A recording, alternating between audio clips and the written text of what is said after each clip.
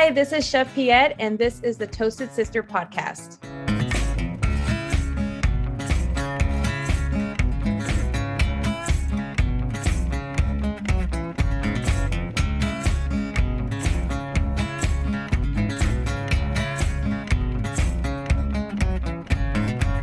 I'm Andy Murphy, host and creator of the Toasted Sister podcast, a show about Indigenous food and food sovereignty. This podcast is just over 5 years old, and it's the largest collection of Native voices focused on Native food. If you're just now starting to listen, please subscribe wherever you listen to podcasts, rate and review this show on iTunes, share these episodes with your friends, and follow Toasted Sister on social media. And if you really love what I do here, please sign up and support this podcast on Patreon. Your support on Patreon really helps make this podcast possible.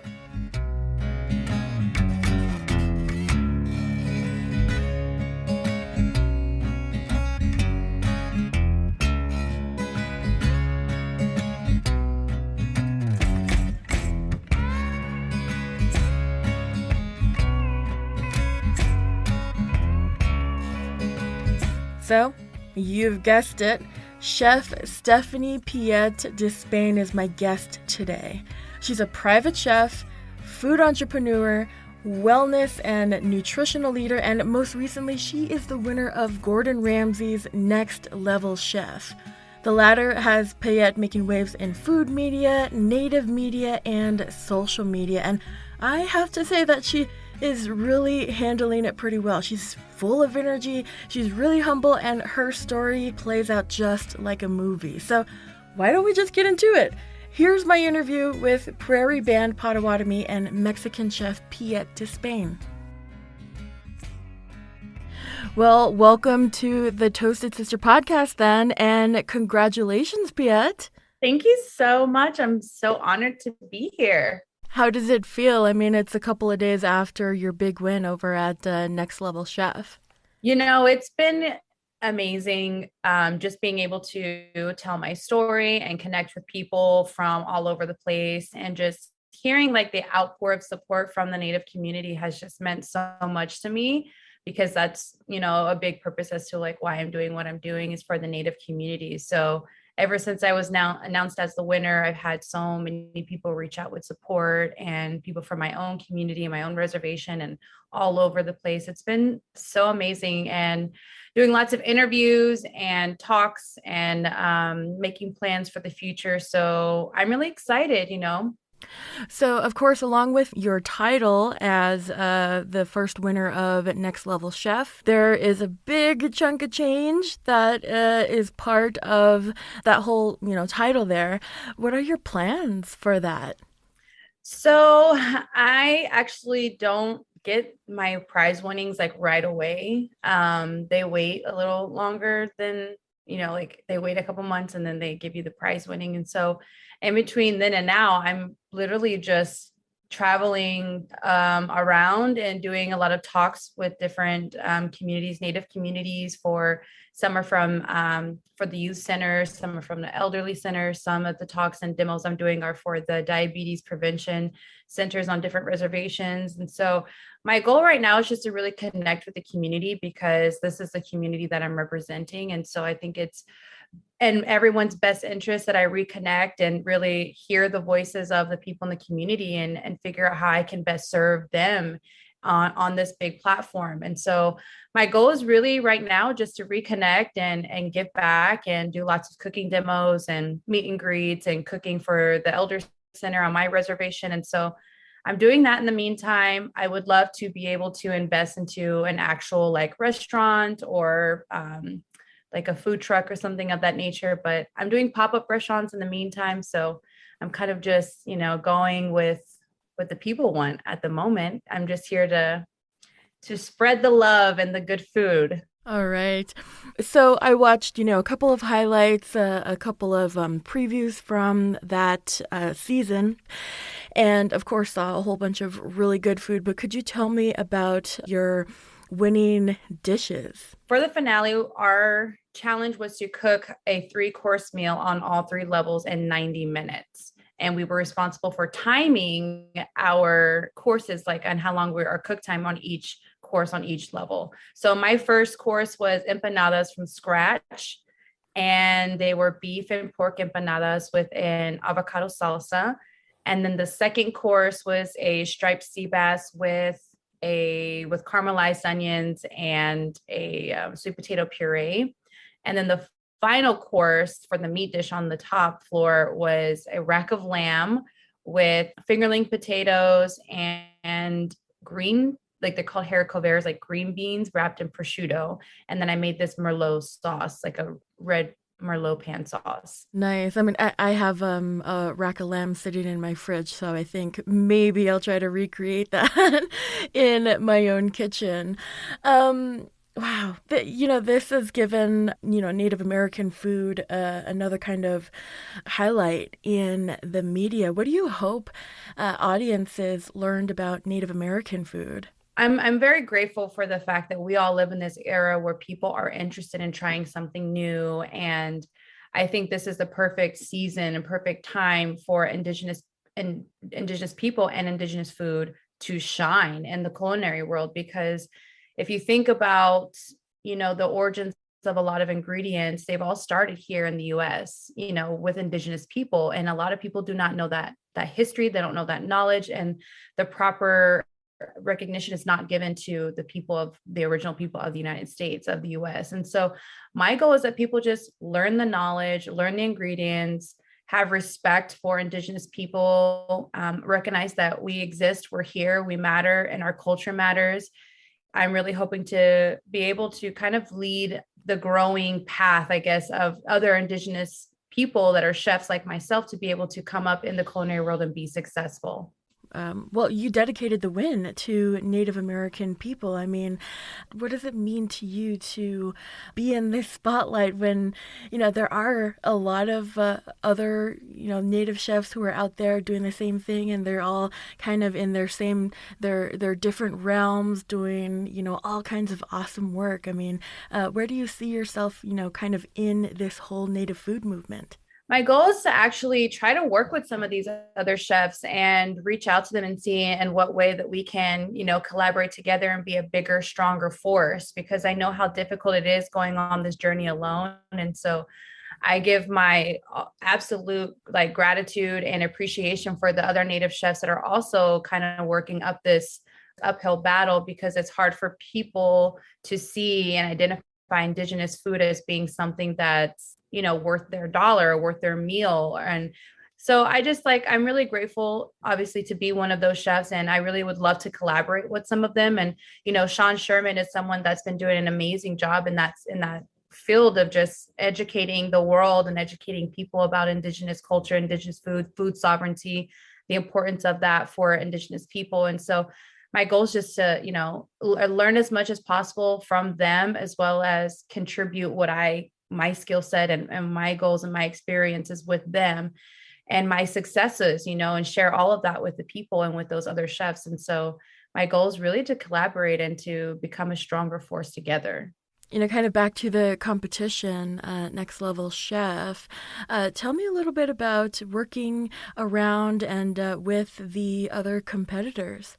So the other competitors, wow. So everyone was so fantastic, phenomenal, amazing, like on not just a skill set level as chefs, but also as human beings, as people. And I think this is something that is maybe rare. I mean, I've never been on a cooking competition show that's been televised before, but I have watched them, and I am looking at my cast, I'm looking at others. I'm like, wow, this seems like a rare breed of people that have been able to, collectively be here for this experience. And everyone was just so nice and so amazing. And we learned so much from each other. And, a lot of us walked away as friends. Every single person in the cast, we all actively talk together almost every day on a group chat, just about what we're doing with our careers, what types of food we're trying, what products we like, giving each other advice on career and social media, career paths, and, information on the culinary world and things that they've done and things that they've been successful and not successful at. So those people are so amazing. And just cooking with them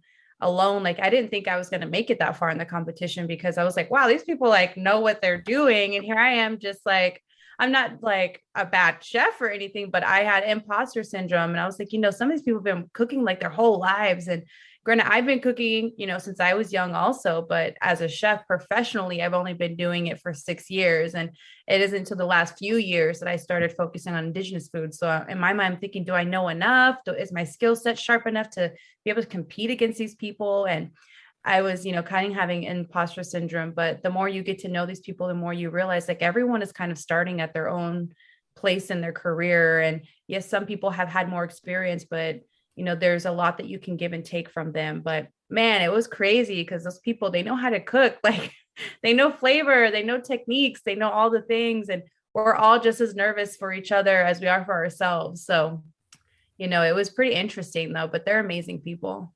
Yeah, I totally relate to that imposter syndrome because that's a lot of the stuff that I felt and had to deal with starting my podcast too. Because I felt like in the beginning this was just like a little side project, and I thought it was fun, and I like to talk about food. Hey, it'd be cool to start a podcast and talk to native chefs about food.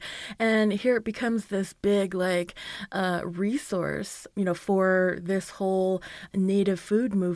And I should get ready to do like another series of like, what are they up to now? Because a lot of the chefs that I interviewed, a lot of the people I interviewed, years ago, they are in totally different spaces right now, doing it totally different work. But yeah, there came a point where maybe like a year and a half ago or 2 years ago, time goes by so fast, but, where I felt myself coming out of this imposter syndrome and really just kind of owning like, yeah, I'm pretty knowledgeable about this stuff. I mean, I didn't go to like, I don't have like a bachelor's in like native food knowledge or anything like that, but, talking to so many people, writing so many stories and, putting together this podcast, I've realized like, yeah, I can talk about this because, it's been a whole bunch of years that I've been putting into this. And,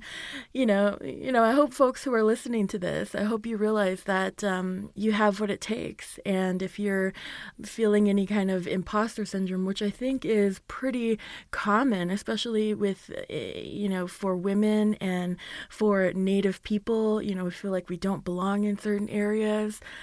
You do. You do really belong in all of these areas, especially if the work that you do has impacted your life, impacted other people's lives. It's amazing what you can realize and what more work you can do when you realize like how how valuable you are in this space.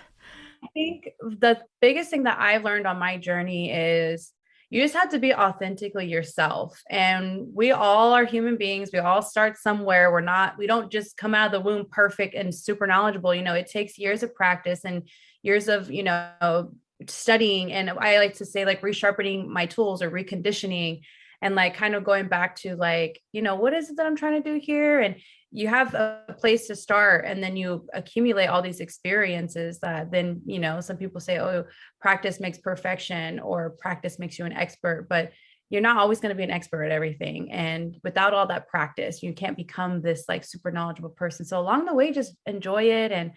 And that's what I've learned because I have that same, mindset that you came into like, oh, like, who am I to talk about this? It's like, I have just as much of a voice as the next person that's important. And what I have to say is important. And the fact that we alone are even trying to embark on a path that's, kind of bettering future generations. And we're acknowledging like, hey, there's information that I want to learn.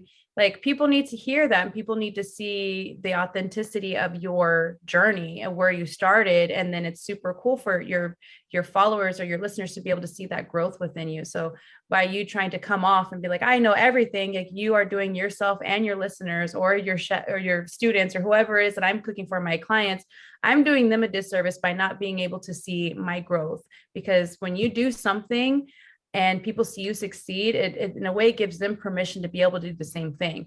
why as human beings we feel like we need permission to do something. We don't. We can just do it, you know. So I think it's super important that you just stay authentic to what you know, who you are and where you are in your journey and your path. On this journey that you are on, who are some of your inspirations? Some of my inspirations in the food journey, I was in the culinary world, has been Padma Lakshmi. I am a super huge fan of her. She's like so authentically herself. She's unapologetic. She stands up for what she believes in. She does not care what people think. She's beautiful. She's smart. She's talented. And she cares about the world and about people. And so I've looked up to her for a long time. And I love that she did her Netflix series, Taste of Nation, and one of them was highlighting Indigenous food and culture.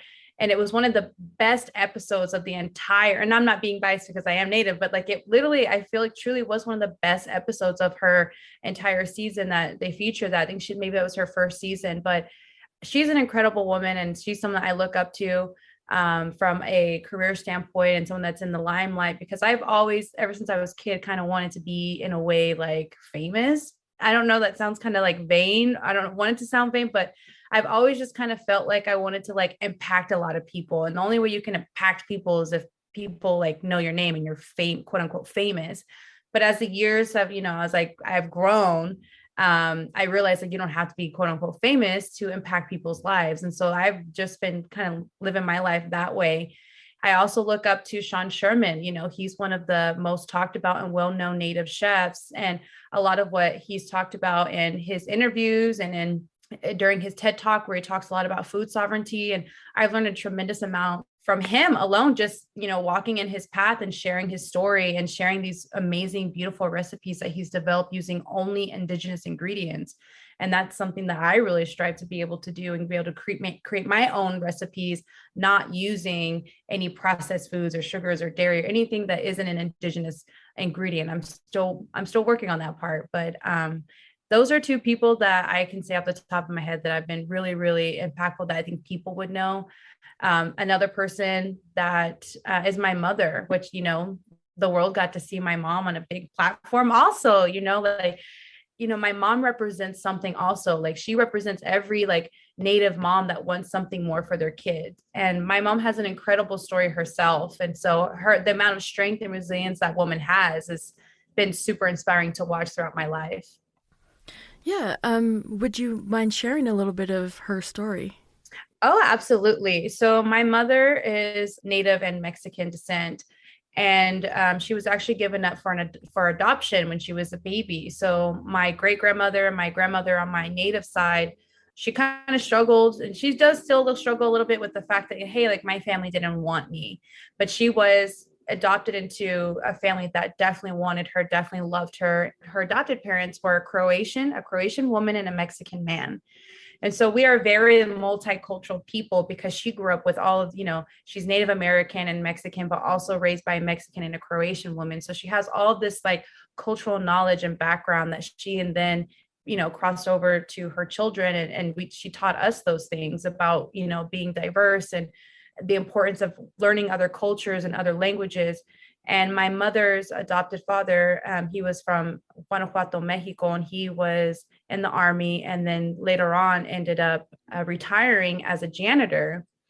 Grew up very, very poor in Mexico, but he, did something really smart with his money and he invested and he was able to like spend his, a huge part of his life, like just traveling the world. And so my mother that was able to experience that and see that, instill that into her children. But it wasn't until she was pregnant with me that she rekindled and reconnected with her biological family on the reservation in Osage. Although we are not Osage people, that just happens to be where my grandmother and my great grandmother were living at the time. They were living in Pawhuska, Oklahoma on the Osage Res. And so then I got to be born into that situation of her, that moment, that chapter in her life of her rekindling her relationships with her biological family.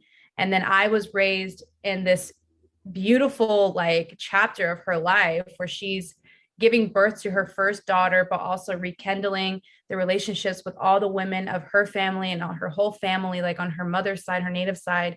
She's just been a strong person to deal with just, I think a lot of people out there that have gone through that process of being adopted or being in an orphanage or being in foster homes, like it does something to you on a mental level and a physical, not physical, but an emotional level, where it does affect you of like, why don't these people want me? And so you kind of live your life trying to be a people pleaser, or you live your life chasing people that are going to accept you. And so I think, for her, she's gone through a lot of those battles of just, being a yes person and it affecting her in a negative way most of the time, because they're not people that genuinely appreciated her or loved her. It caused her to be in a lot of situations that like hurt her and did a lot of damage and created traumas. And so she went through a lot in life. And then, being a single mother of 4 children, and we lived in poverty. We were once like, in a shelter, like in a mother shelter, where a women's shelter, we had to stay there. And because we didn't have anywhere to go, she's just a person that regardless of what happens, she always made, something happen at the end of the day where we felt loved, or, we were taken care of some way or another. But it was, a really hard life that she's lived. And so me being able to see my mom do that, and at the end of the day, still be this wonderful person that's so strong and so resilient and so supportive and still loving. And she's the type of person that will give you, her last dollar for you to go get something to eat because you're in a less fortunate position than she is. Or she's like, opened up her home to several people to come, stay and live on her couch because she knows what it felt like, to not have a place to stay and to feel the weight of the world. And so she's always been someone that's opened up her heart and her home to people. And so I just think like she's an amazing woman. She's my best friend. And, having her be a part of the show was honestly the biggest highlight of my entire life, was just seeing all that she represents, and her to see her daughter like live out her whole life dreams like in that moment was just like, wow, it was just so magical. That's awesome. That's great. Your mom sounds like a really, awesome person. And I'm glad you guys got to experience all of that together.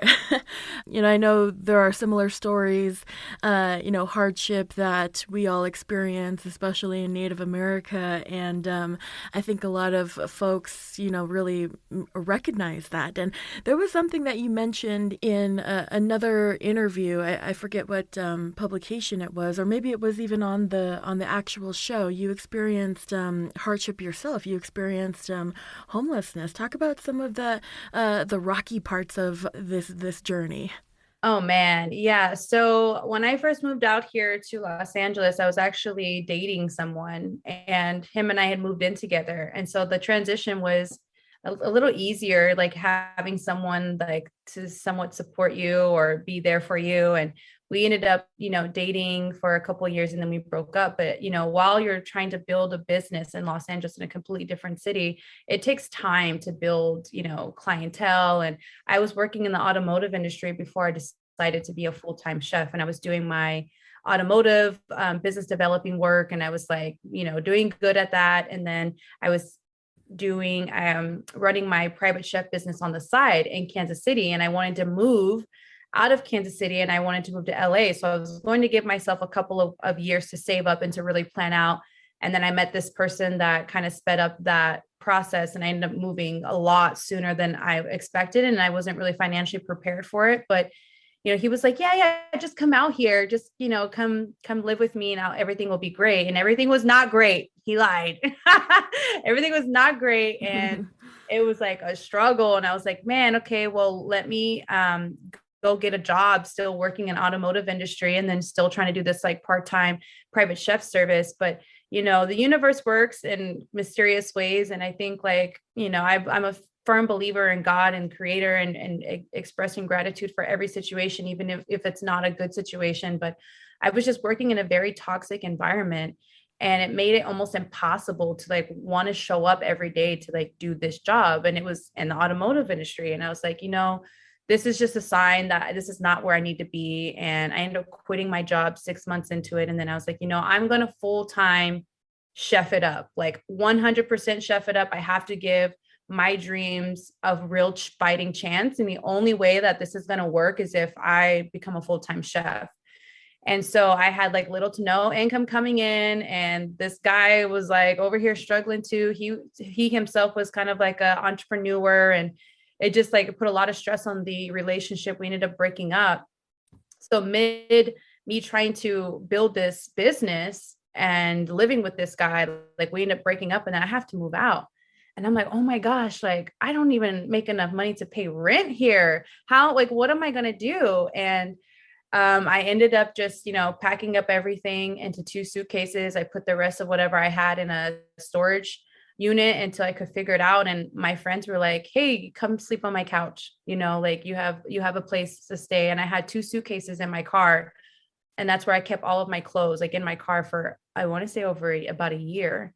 And I was just couch surfing and taking up any opportunities that I could to help, babysit and stay the night over people's house, and just like do what I could to get by. I was changing from one job to another job in my car. It was like it was like the real struggle. Like it was kind of like out of a movie, like what I was experiencing, because you have this person like myself. I consider myself of being, really smart and like very courageous. And, I think I have a lot of good, things about me, but here I am like basically living out of my car. And I'm like, how does this happen? And I think I just thought to myself, you just have to be grateful for the people that are here, like supporting you. And, my mom and my dad were both like, you can always come back home. And I'm just like, I know this doesn't get, I don't think it can get any worse than this, but like, I have to give myself a real fighting chance. And I know I can make this work, and I can't just leave and go back. And I will feel like I failed like for the rest of my life. And I told my mom, I said, I still have the fight in me. And as long as I still have that fight, I'm going to continue to try to keep on this road and on this path. And I was, teaching cooking lessons full time. I even worked at a hair salon as a manager part-time, just to like have some money coming in. Like I was just doing all these odd jobs, but most of what I was doing, full-time was, cooking and teaching cooking classes. And I actually ended up throwing this dinner party for myself, because I kind of came to this point, and I had a meal prep service too, but I didn't have a house or a kitchen to cook meal preps out of. So I had to quit that. I had to like get rid of all my clients and cancel them out and say, I'm so sorry. Like I'm closing the meal prep business down. And they were really upset. But I'm like, listen, I have no home. Like I have no kitchen to cook this food out of. So I just ended up working full time at a store that sold cooking equipment. And then they had a room that they were teaching cooking classes. And so I started teaching cooking classes there, and they hired me. It was kind of fake it till you make it, because they hired me as something I wasn't qualified for. But I was like, yeah, I'm totally qualified. And they're like, okay, come on in. And I was like, all right, because it was pastry. And I was like, I don't really know pastry. And on my first day on the job, they were like, okay, now you have to teach people how to make croissants from scratch. And I was like, are you kidding me? I was like Googling, I was YouTubing, Googling, and I was like, I was like in the bathroom, like trying to watch a Google or a YouTube video on how to make croissants. And I was like, there is no way. I was like, it takes like years to master croissants, and I've never made them from scratch a day in my life. And here I am like, oh my gosh, what did I get myself into? But it ended up like actually working out, because someone was like, we'll just take over this class because we have another class that we need you to fill the spot in for. So I was like, oh my gosh, what a huge sigh of relief. But I was like, man, like I really got to be honest with these people and tell them like, I have no idea how to do this. So they ended up placing me in a better position that worked for me. And I was then it went from teaching pastry to teaching to doing the date night classes. So then I was like with all the couples, like teaching them recipes, but it was really cool. But man, it was just like the grind after grind after grind. And then finally, I decided to host a dinner party, which is what I was talking about earlier, just highlighting Indigenous food. Because I thought to myself, what am I doing this for? What kind of food do I really want to represent? Because, all this other stuff is cool, teaching people, but this is not like the recipes I want to be teaching. This is not what I want to be, sharing with the world or with these students. And so I thought to myself, I would love to teach people about Indigenous food and Indigenous culture, because that's what I'm really passionate about. So the moment I started doing that, things really started turning around, and more people started like wanting to try it. And it was something new and unique. And I hosted a dinner party, and I sold, 25 tickets for 25 seats. for a 5-course meal. And I was like, oh, this is like something, like I can do something with this. Like I can make money, I can do something I'm passionate about, and people love it. And so after that, I was like, all right, this is what I want to do. But yeah, it took a struggle. It took a lot of courage and a lot of long work days doing stuff I didn't want to do just to get to where I am today. And so, yeah, hopefully I'll never have to live in my car again. Everybody kind of has a little bit different definition of what Indigenous fusion food is. What's your definition of Indigenous fusion food? So Indigenous fusion food is essentially myself, like on the plate. And since I'm of both Native American and Mexican heritage, a lot of those Indigenous ingredients to both, cultures and heritages, they cross-reference because the only thing that really separates us is a border and the influence of two different countries that came and invaded the Americas. I was like, if I'm going to call myself Indigenous, like I'm going to take both of my heritages and put them together. And these are both the types of food that I love to eat and cook and that I'm passionate about. I grew up eating Mexican food. I grew up with the traditions and the cultures of Native ways, and I wanted to merge them and put myself on the plate.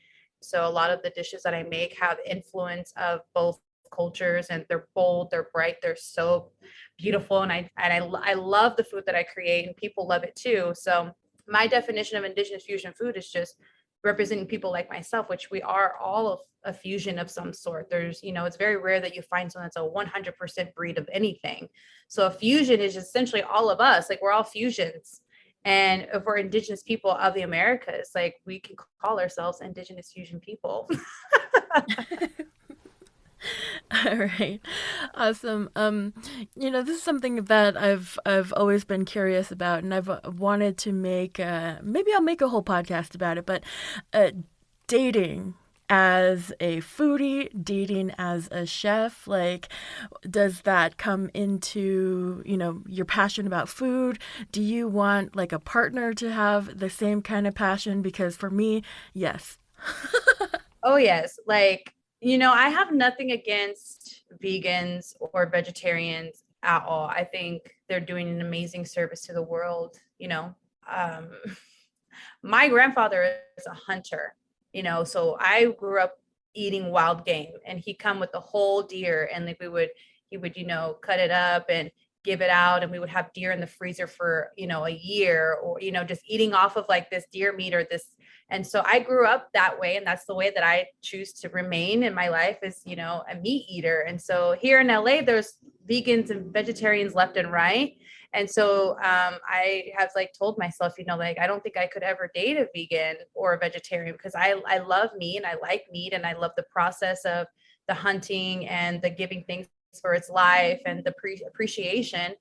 I understand all of the, information that's put out there about meat industries, but dating as a foodie, man, I can't date a picky eater. I cannot. You have to be open and you have to be like willing to like try some new things because I am that way. And so, yeah, if I'm going to date anybody or have an interest, they have to love to cook. They cannot shame me either. If I want to eat something that's a little, little greasy and a little sweet, or like I'm the type of girl that would go eat some pizza and then like follow up with like an ice cream sundae and just like eat all of the like the foodie things. And so I can't have someone that's shaming me like, you really shouldn't do that, it's bad for your health, or you're gonna break out. Like, listen, this is my life, let me live. So I have to have someone that's willing to be open. I mean, I don't do stuff like that all the time, but I mean, every now and then it's really fun to just like experience all of the things of food. And so I have to have someone that's open-minded when it comes to food. But luckily I haven't had too much of a problem with that. But I did go on a date with this guy, and we went to a pizza place, a pizza shop, and it was a first date. And we sat down and I was like, okay, I want to order the meatballs and like pepperoni pizza and blah, blah, blah. And he was like, oh, I actually don't eat meat. And I just looked at him like, why are we here at a pizza place? Like, why are we at a vegan restaurant? And he's like, well, I'm usually able to like find stuff on the menu that I like. And I was like, well, you should have led with I'm a vegan, because I probably would have gone on a date with you. Yeah. No, it is pretty hard out there. I mean, it seems like for me I can't have a discussion with a person who doesn't have, knowledge about food, or their idea of food is like, "Oh, I cook spaghetti once in a while." And I'm like, "No, no, No. no." Or I have friends, and I do my part as a friend to like break my friends into new adventures with food. And so I have friends that literally still eat just chicken nuggets and French fries all the time. And they are in their 30s. And I'm like, wait a minute, home girl. What is this? We need to open the horizons for you. Like, let's go out to eat. Yeah. Let me pick everything. You try at least everything once. All right. Um, cool. Well, let's wrap this up here in just a minute. But I wanted to ask you about some of your first interests in food. I know you come from Mexican and Native heritage. So tell me about some of your first interests in food. And did you ever have like a epiphany, like a aha moment where you're like, this food, this dish, this spoonful is a life changer. I want to do food now. I want to be a chef. I wish I had that moment, like that ratatouille moment where he eats the strawberry and the cheese together and like his mind explodes. Like, Fireworks, yeah. I know, like I wish I had that one specific moment that I can name. But I think for me, growing up with these two cultures that value food, it's a way to bring community together.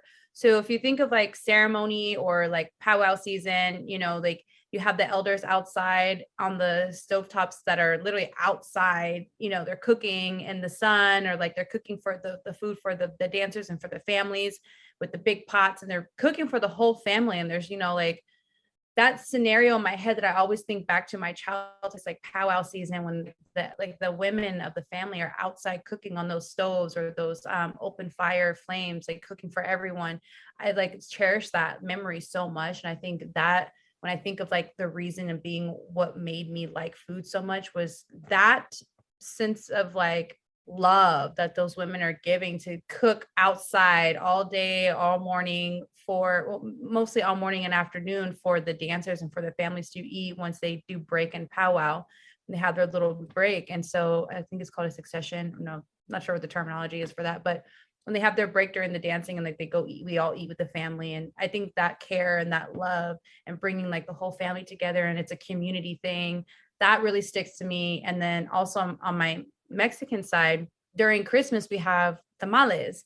All the cousins and the aunts and the uncles, everybody's in the kitchen, like cooking. And my family is so competitive on my dad's side and my Mexican side. They're so competitive with their food. And we have a big family. So most of the time we have to bring two turkeys, two hams, two sides, two of every single thing because we have a whole family, like a huge family to feed.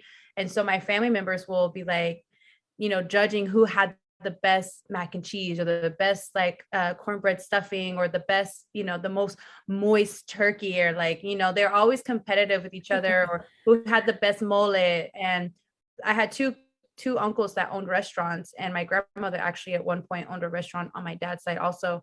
And so just kind of growing up in this family that loves food, and they're so competitive and passionate about food. And that moment, before every Christmas, on Christmas Eve, of everyone like in an assembly line, like as a family, like making the tamales, and you had like your one job. And so it's like a conveyor belt going down of tamales. And then at the next day, you eat the tamales on Christmas morning, or even that evening, depending on how early you got up to make them, because they take like 4 or 5 hours, and then you have batches and batches and batches to cook. And so it was just such a treat, like a present, that you're working towards, and then you get it. And it's like so rewarding. And it's like, wow, my family made this together. We made these things that we enjoy every Christmas. So I think those two memories really like drive my passion when I think about why I decided to, get into food and cooking. I was just raised in these families that, cherish those times of cooking together. And it's so valuable within our communities. And it adds that layer of like, enrichment, into our lives on a cultural level. And so, but it wasn't until I was like in my early 20s and I decided I'm going to go to culinary school.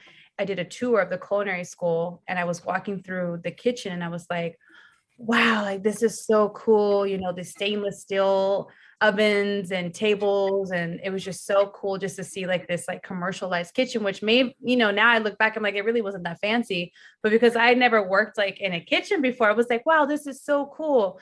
And there were like rows and rows and rows of these like stainless steel tables, like little like workspace areas. And I was just imagining myself like standing there, like cooking, learning how to do stuff. And they walked me into this pantry that had all these ingredients of things that I've never even seen before. And it's spices and sauces and things that I had no clue what they were. And I was just so intrigued to the point that I signed up for cooking classes that same day that I did the tour. I was just like, yeah, I'm going to go do this tour. I heard about the school and then I did the tour and I was like, wow, signing up today immediately. Yes, sign me up. So I think that was probably the moment that I was like, yeah, this is what I want to do, was just being in that kitchen and being in that pantry with all of these cool ingredients. I was like, I want to learn about all of this always and forever.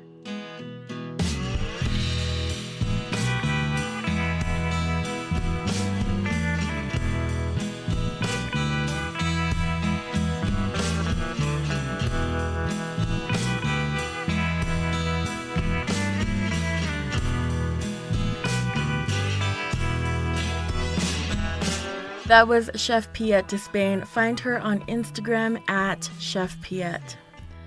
If you're hungry for more Indigenous food stories to listen to, I produce and host a special monthly show for Native America Calling called The Menu. In these episodes, which are usually scheduled around the last Friday of the month, I bring Indigenous folks on the air to talk about the most recent food news and interesting stories. Follow Native America Calling radio program, myself, Andy Murphy, and Toasted Sister on social media for new episode alerts. Native America Calling is a live radio show all about Indigenous issues and topics. We're on every weekday at 11 a.m. Mountain Time. And for more information, go to nativeamericacalling.com. Music by C.W. Ione. I'm Andy Murphy, host and creator of Toasted Sister. We'll see you next time.